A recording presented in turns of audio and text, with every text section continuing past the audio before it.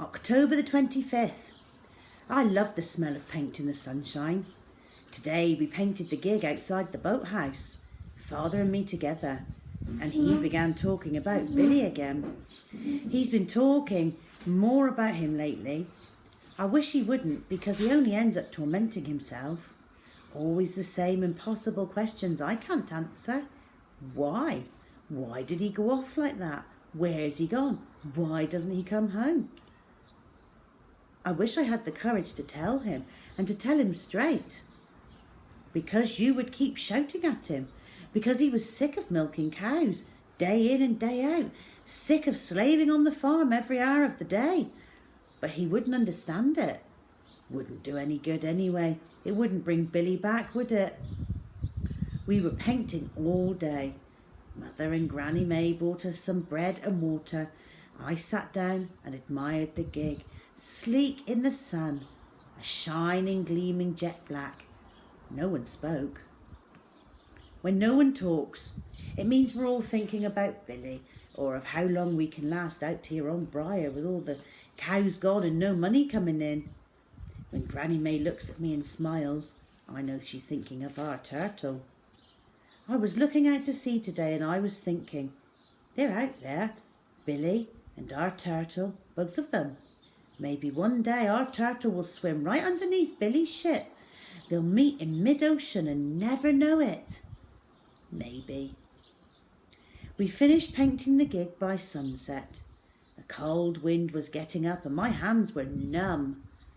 Everyone come down to the boathouse to look. The chief said how fine she'd looked and how she'd move faster through the water now she was painted. And I said she'd go a lot faster still if I rode her. They all laughed, but I wasn't joking. Father knew it. I caught his eye. He wasn't angry. I really think he was proud of me. Just for a moment. Mother looks so grey these days and thin. She's always gazing out of the window. She's looking for Billy. I know she is. She's waiting for him. She and Father scarcely speak at all. Only Granny May talks, and she talks more to herself than anyone else. I'm hungry. We're all hungry. November the 1st. The cold of winter has crept into the house, into my room, into my bed. I curl up tight. I pile on blankets, but I cannot keep warm. Mother says I'm sickening for something. Granny May stayed in her bed in Billy's room all day. She has a cough on her chest that won't leave her. When she's not coughing, there's a silence in the house that frightens me. We had limpets for supper again. There's little else to eat. I sleep a lot and drift from dream to dream. I dreamed of my turtle again today, and I went in to tell Granny May. She's as white as her pillows. She smiled and said she can never remember her dreams. She said that she'll be down again tomorrow when she feels better. She still looks cheerful. She's the only one of us who is. She looks older in bed. There's always a dewdrop on the end of her nose. I try not to look at it. The house creaks in the wind like a ship at sea. I'm so cold. November the 30th. We're leaving. I read it and I still can't believe it. I'm writing it. We're leaving Briar for good, forever. And there's others doing the same thing all over the island. Even the chief is leaving. I think that's maybe what finally made up Father's mind for him. He came out with it this evening. If he's going, said Father, then that's an end of it. The end of Briar, the end of us. There'll be no one left. We're leaving. You can leave if you want to, said Granny May quietly, but I'm staying put. You hear me? I'm staying put. Mother said what I was thinking. But what if Billy comes back? We won't be here for him. Father spoke sharply without looking at her. We can't spend our lives waiting for Billy. He didn't have to go off like that, did he?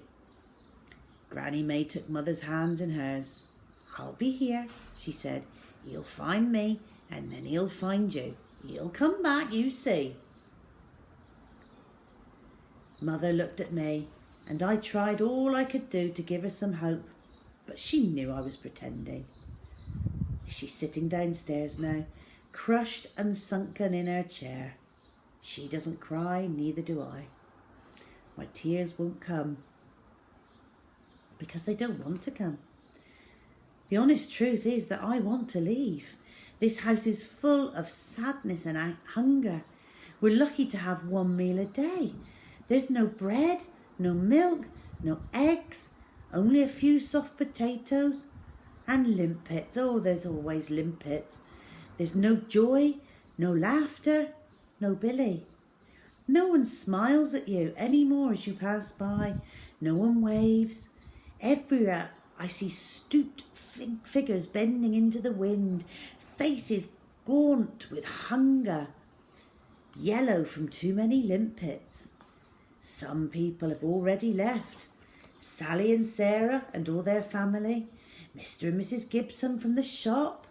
Father says we'll be gone in a week or two, if weather permits, on the next boat to the mainland. I shan't be sorry. Granny May is sleeping in with me now. We try to keep each other warm. She's so thin.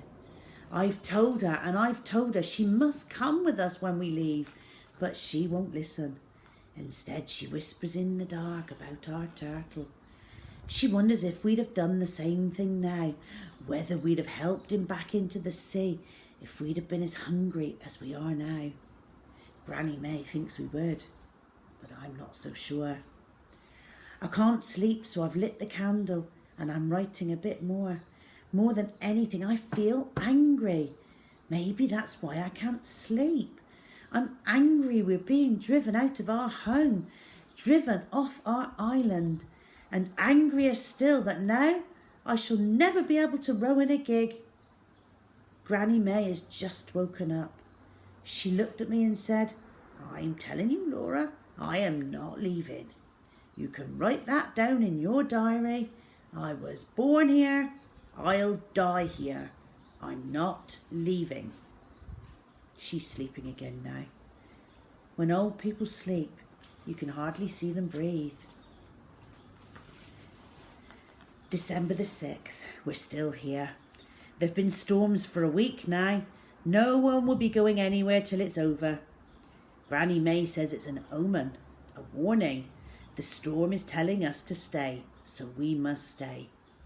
Father says he doesn't believe in omens and superstitions or any of that kind of thing, and they had a big argument. I've never heard Granny May so angry. She's made up her mind and she won't be gainsaid. She means it. She set her heart on it. If she has her way, no one will leave. And when Granny May sets her heart on something, maybe we won't be leaving after all. Mother wants to stay too, but says nothing. She's disappeared inside herself completely. And I don't think she'll ever come out again or smile or laugh or tell us everything will be all right like she used to when Billy was here. Sometimes now I cannot picture Billy's face anymore, and I think that maybe he's dead. I don't want to think it, but I can't help myself. December 8th. Will the rain never stop? Will the wind forever blow? We can hardly leave the house just to cut limpets off the rocks and bring in firewood from the shed. And there's precious little wood left, and what is there is damp. Granny May won't eat. Mother's tried everything she can to tempt her. This evening, the very last of the potatoes. She won't even look at it. She turns her face away, just like the turtle did. She'll die if she doesn't eat. She knows it, and she doesn't care. And I know why. I really think she's made her mind up to die.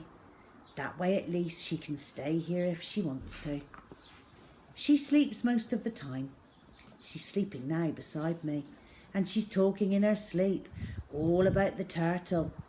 I can't make any sense of it, but it's a kind of rambling prayer, not to God like prayer, like they should be, but to the turtle.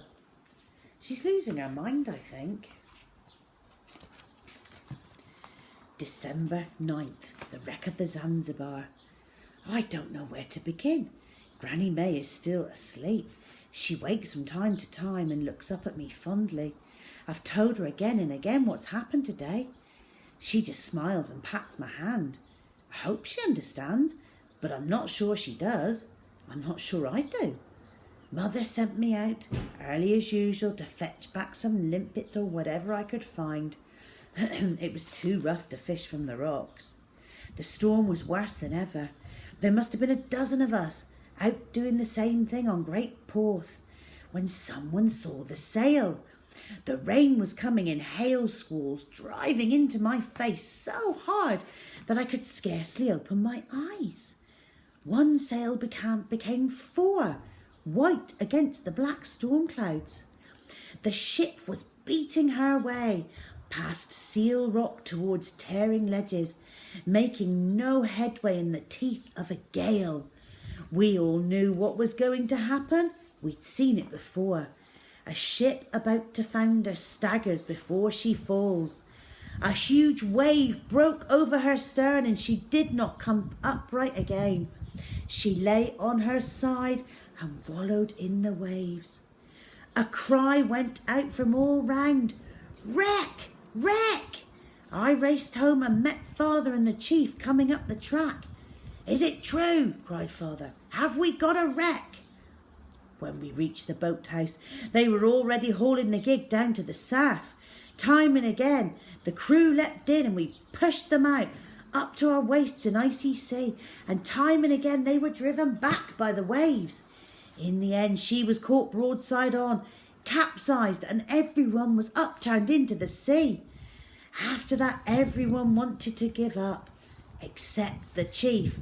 Rushy Bay, he cried, nothing else for it. We'll be out of the wind. We'll launch her there.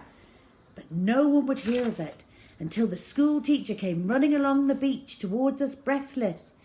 There's men in the sea. I saw them from Samson Hill. The ship's gone on the rocks. You heard her, cried the Chief. What are we waiting for?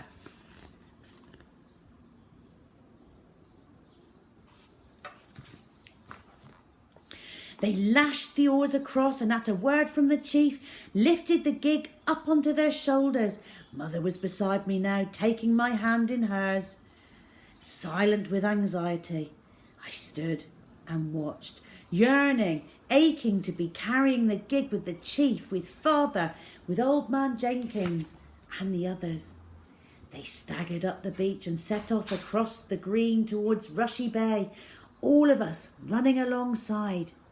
When we reached the track up Samson Hill, everyone made off up the hill to watch from the top. Everyone but me. I stayed with the crew. Mother tried to hold on to me, but I broke free. Father bellowed at me, but I paid him no heed. I knew he was too busy to make me. Over the dunes they went, cursing and groaning under the weight of the gig, and I went with them. And that was where Father went down with a cry, clutching at his ankle and rolling over in agony. When he tried to stand, he could not. I went to help him. He looked up and shook his head. You take it, the Chief was shouting, and he was shouting at me. You, Laura, you. He took me by the shoulders and shook me. Come on.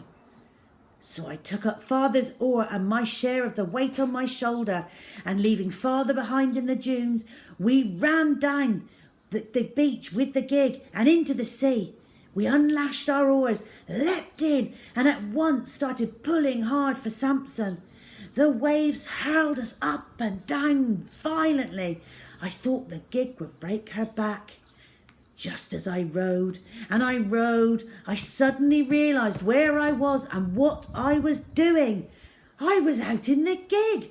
I was rowing out to a wreck. I was doing what I had always most wanted to do all my life. At last, at last. No one spoke except the Chief. He stood in the prow bellowing at us. Row, you beggars, row, row like hell. There's folk in the water out there. Row your hearts out. Row, blast your eyes, row. And I rowed like I'd never rowed before, fixing my eyes on the blade, pulling long and hard through the water, reaching far forward, bracing my feet and digging the oar again into the sea. The sea surged and churned around the gig. I became my oar and my oar became me. I was too busy to feel any fear, too cold to feel any pain. Stopping there, click straight on to what I think may be the last part.